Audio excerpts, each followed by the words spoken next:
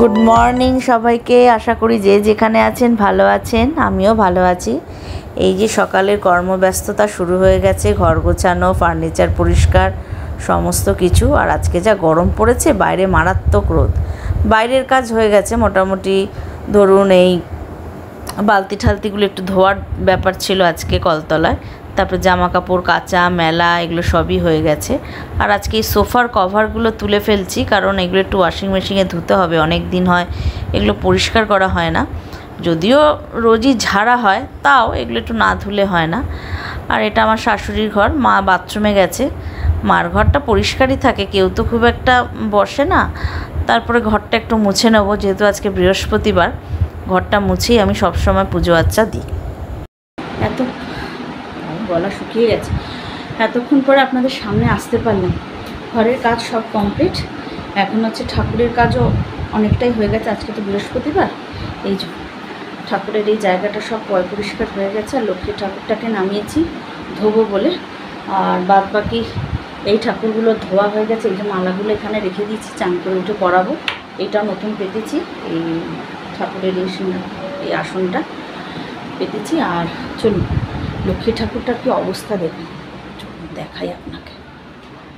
এই দেখুন, দেখেছেন গরমে মায়ের মুখখানা দেখুন, সিঁদুর একদম গলে পড়ছে। এটাকে আজকে ধোবো, এইটা ধোয়া বাকি, এইটা আর আমার ধূপদানিটা ধোয়া বাকি। এই কটা ধোয়া হয়ে গেলে ব্যাস, ঘর টর তো সবই মোছা হয়ে গেছে। আর এগুলো ধুতে যাবো এক্ষুনি, কারণ তাড়াতাড়ি পুজো দিয়ে দেবো। মানে যেহেতু বিকালবেলা করে মিঠাইকে অনেক সময় পড়তে দিয়ে আসা নিয়ে আসা দুটোই করতে হয়, জন্য সন্ধ্যাবেলা আমি এখন একদম টাইম পাচ্ছি না পাঁচালি পড়ার, দুপুরবেলায় পড়ে নিতে হয়। তার জন্য একটু তাড়াতাড়ি পুজোতে বসলে আমার মোটামুটি 12:30 পৌনে 1টার মধ্যে মানে পাঁচালি ঠাচালি পুজো টুজো সব দেওয়া কমপ্লিট হয়ে যায়।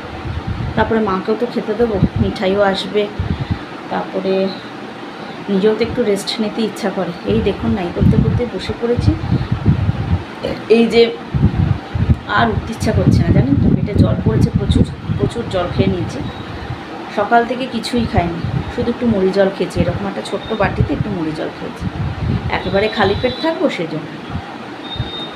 যাই হোক, আর বেশি কথা বাড়াবো না, ঝটপট করে এইটুকুনি কাজ বাকি আছে, এইটুকুনি কাজ করে নিই।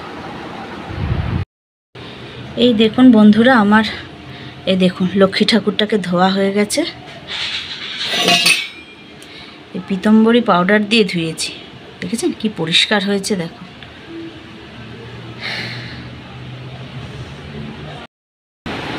দেখতেই পেলেন লক্ষ্মী ঠাকুর, ওই প্রদীপ আর ধূপদানি তিনটেই ধোয়া বাকি ছিল, ব্যাস হয়ে গেছে। আর লক্ষ্মী ঠাকুরটা কি পরিষ্কার হয়েছে, ওই পীতম্বরী পাউডার দিয়েই পরিষ্কার করি। কদিন আমার ছিল না বলে আর করতে পারিনি, সেজন্য হলে নিয়ে এসছি আজকেই করে, আজ তো বৃহস্পতিবার।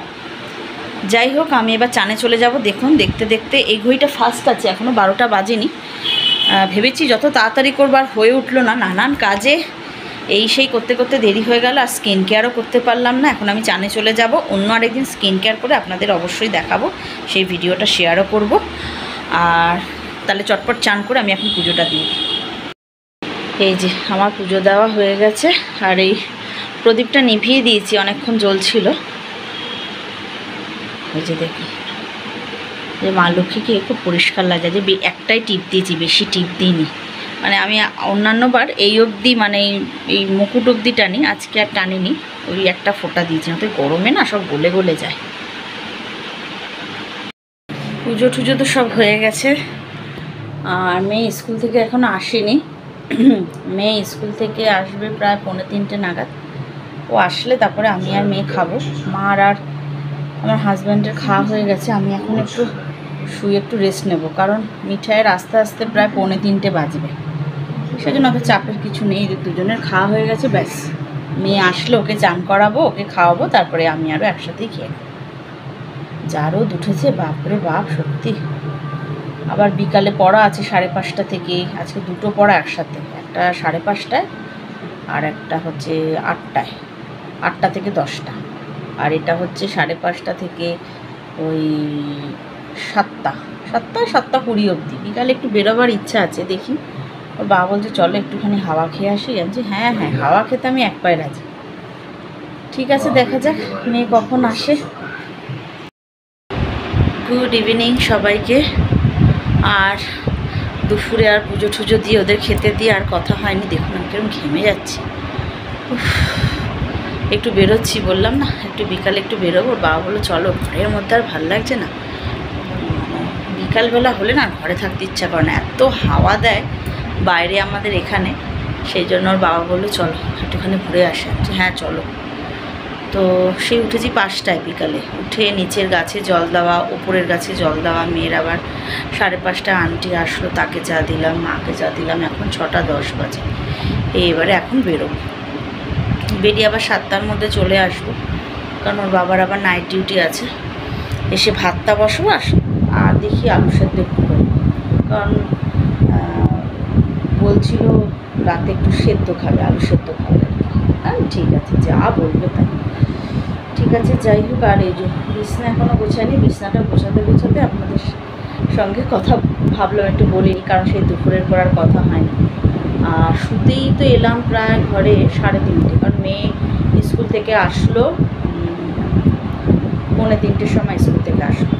ওকে খাইয়ে তারপরে নিজে খেলাম, এই করতে করতেই তারপরে খেতে খেতে একটু টিভি দেখে তো আরও দেরি হয়ে যায়। তারপরে সেই জন্য আরও দেরি হয়ে গেল। 3:30 পাক্কা, 3:30 ঘরে।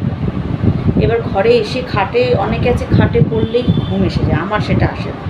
আমার এপাশ ওপাশ, এই সেই উঠবো, জল খাবো, একটু ওয়াশরুমে যাবো, এইরকম আমার মনে হয়। সেই জন্য ওই একটু দেরি হয় আমার। সেই শুতে শুতে সেই 4:45 ঘুম আসে। আবার 5টার মধ্যে উঠে পড়তে হয়, কারণ মেয়ের আবার আন্টি আসবে। সে যাই হোক, সব নিয়েই সব কাজও করতে হবে, আবার নিজেকে রিফ্রেশ রাখতে হবে। তার জন্য সবসময় যে বড় বড় জায়গায় ঘুরতে যেতে হবে বা বিকাল হলেই ভালো জায়গা ছাড়া বেরোবো না, সেটা কোনো কথা না। এগুলি সেগুলি আমাদের এখানে কয়েকটা জায়গা আছে, বেশ গ্রাম্য পরিবেশ, খুব ভালো লাগে, গাছপালা, খুব ঠান্ডা ওয়েদার, সেখান দিয়ে আমরা বেশিরভাগ যাই। ওই জায়গাটা দিয়ে খুব ভালো লাগে, তো সেই যাবো আর কি। ঠিক আছে, এসে আবার কথা বলছি। এসে গেছি, অনেকক্ষণই হয়, এই 6:45 মধ্যেই ঢুকে গেছি। এখন তো 7:35 বাজে, না 7:40 বাজে। ভাত থাক হয়েও এসছে, আলু সেদ্ধ হয়ে গেছে, এবার জাস্ট মাখবো। এসেই আমি সব রেডি করেই গেছিলাম, জাস্ট গ্যাসটা এসে জ্বালিয়ে দিয়েছি। আর চাল ভেজানো থাকলে অসুবিধা হয় না, ভাত হতে বেশিক্ষণ সময় লাগে না। এখন জামা কাপড় ছাড়িনি, মানে এসে ঊর্ধ্বশ্বাসে ওগুলো সব পরে নিয়েছি।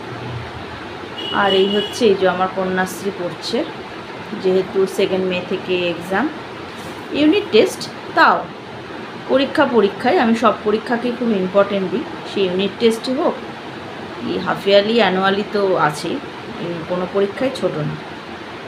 তো সেই পড়ছে। আর এখন তো দেখুন অনেক সাবজেক্ট বেড়েছে, বায়োলজি, কেমিস্ট্রি, হিস্ট্রি, জিওগ্রাফি, এগুলো তো ছিল না, না এখন এগুলো পড়তে হচ্ছে। না মিঠাই পড়ো, মুখে আঙুল দিচ্ছ কেন? এই জন্য তো শরীর খারাপ হয় তোমার। আর বলবে না, ইদানিং খুব না মুখে আঙুল দেয়, জানেন? এই যে দেখুন হাসছে, কী বলবো আর।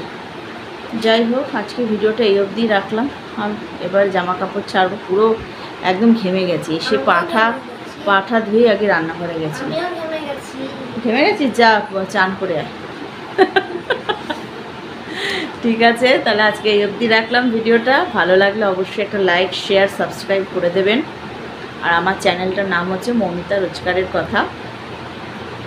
আর তাহলে আজকে এই অবধি রাখলাম ভিডিওটা। টাটা।